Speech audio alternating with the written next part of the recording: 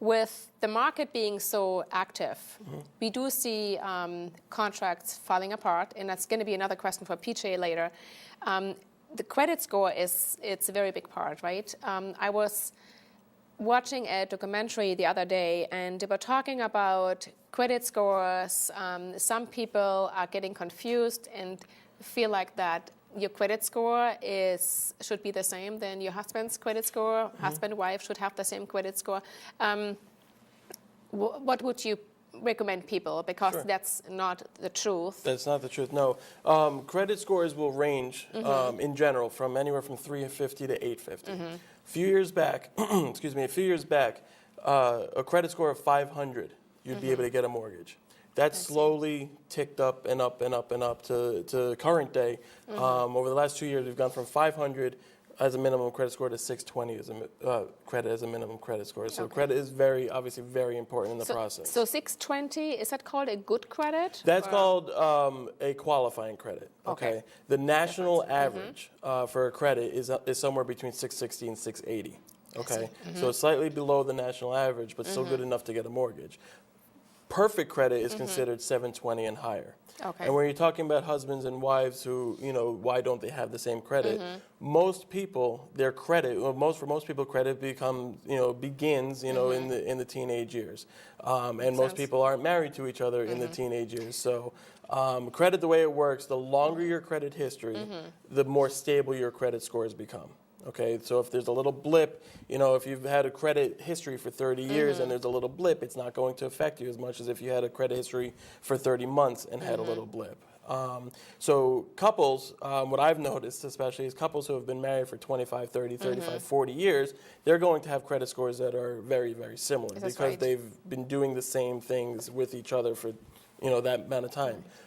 Someone who's been married for a year but has had credit for 5, 6, 7, 10 years, they're going to have their individual credit scores. And there's oftentimes I find that one or the other spouse qualifies for a mortgage and the other doesn't. And then, of course, you got to couple that with income. Sometimes you need both incomes, sometimes you don't. So there's lots of moving pieces. But, as I've mentioned before, it's just really a question of being able to prove income, credit, assets, things like that. So if somebody has a weaker credit, let's say the 620, would the bank require a higher down payment? I mean, would there a difference between whatever the person with a credit score of, let's say, 750 and then the couple with an average of 620? Is there a difference in? The main difference is the type of mortgage they're going to qualify for. Okay. With a 620 credit score, you qualify for an FHA loan.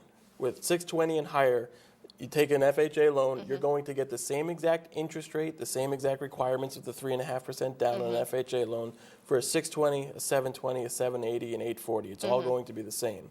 When you look at conventional mortgages, which do make sense for people, the rates go up as the credit scores go down. That's the main difference, not so much the down payment. Oh, not so much the down payments. Oh, I thought the bank would maybe ask for more security.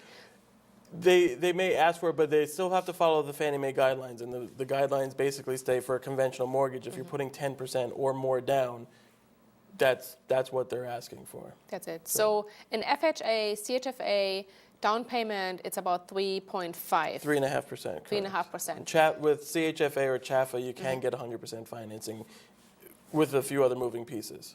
So you still are able to get 100% financing. You're still able to get the financing, yes. So some moving pieces that would take a lot longer than we have tonight. Right. But if you have questions out there, I mean, that is good news too. There is still 100% financing available. Yes. How about the VA loans? Same thing. 100% financing is available on VA loans. The benefit to a VA loan certainly is that there's no mortgage insurance on the product. So there's no mortgage. There's no mortgage insurance. So there's the rates tend to be a little bit higher, but with no mortgage insurance, things usually wash out in the end. VA of course has its own moving parts because of the military background that you need to have. Okay, that was my next question, because some people might not be as familiar with the term VA. So VA stands for people who used to be in the military. Veterans Affairs, Veterans Affairs, okay. So their credit score has to be just like everybody else, 620, right? 620 or higher. And And higher. to be honest with you, really where it comes down to is because there are still so many different programs that are out there, it takes sitting down with somebody to figure out, okay, you know, here's your credit score. You have a 660 credit score. These are your 3 or 4 different options. And you do an apples-to-apples comparison and figure out what makes the most sense. I see. How many times do I need to check my credit?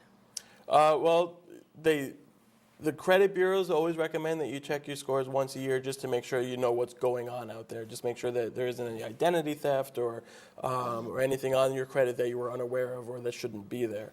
But as far as for a mortgage, we, in theory, we'll be checking your credit right around the time that you're pre-approved for a mortgage. You're out looking at homes, you go under contract, and you close on the home, all within the period that your credit is good. Your credit will be good for 90 to 120 days. So there's really no reason for us as a mortgage company to pull your credit again if you're moving along in the process. I see. Somebody once mentioned, if I plan to purchase something and I'm planning to get a loan for whatever, for a car or for a student loan, and I'm also considering purchasing a house, I wouldn't really apply for a student loan because I wouldn't have an income, right? But people say you should be very careful. If you consider purchasing a house and somebody is pulling your credit before you really apply for a mortgage, does it make sense what I'm saying? It makes sense. The common statement out there is not to have your credit pulled too many times by too many different people because your scores can go down. The fact of the matter is, if your credit is being pulled by a mortgage company, you have a 30-day window as a home buyer, as a first-time home buyer. You have a 30-day window to pull your credit as many times as necessary by qualified mortgage companies, banks, mortgage brokers, mortgage bankers like myself. You can pull your credit as many times as necessary in a 30-day period and it will not affect your score. But during that same 30-day period, if you go apply for a car loan, a boat loan, a student loan, 17 credit cards, all of those things will affect your credit. Okay, because someone can go out and get 6 credit cards in one day and use them all in that same day. Most people are not going to go out and get 6 mortgages in the same day and buy 6 different houses in the same day. So it's flagged to the credit bureaus that it's a mortgage company looking at this. So yes, your scores can go down, but it depends on what kind of company is pulling the credit. And if a mortgage company is out there saying, don't have your credit pulled by anyone else, 9 times out of 10, they just don't want you to shop around for the mortgage. And we all know that you should. It's a competitive business, I'm sure. Yes. Yeah, I heard this many times, Yep. people saying this. So that means, just to summarize it, if I shop around with 5 different companies, they're going to pull my credit. In between, I'm applying for 2 different credit cards. They pull my credit too. So whoever is sitting on the other end will definitely figure out who is pulling my credit, and the credit card business will affect my credit score. That's correct. In this electronic age, yes. I mean, it's basically, I click a button and it sends an electronic signal to the credit bureaus that I'm a mortgage company, Right, and they calculate Instantly. it accordingly. Instantly. Yeah.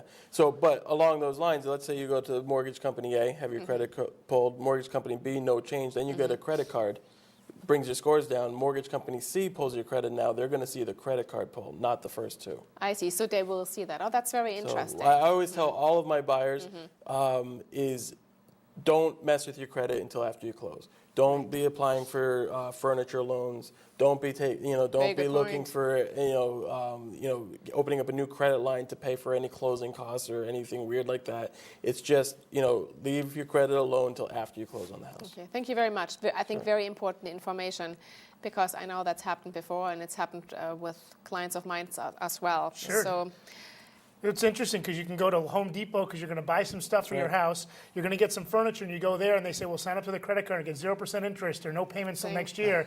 And all of a sudden you just open 4 accounts Yeah. 2 weeks before your closing, but you're saying I'm already approved for your house, and then Yeah, Guess because what? worst case scenario, affected your credit. if you pull your credit, and let's say your credit's good for 90 days, you pull your credit, and it takes you 70 days to find the house.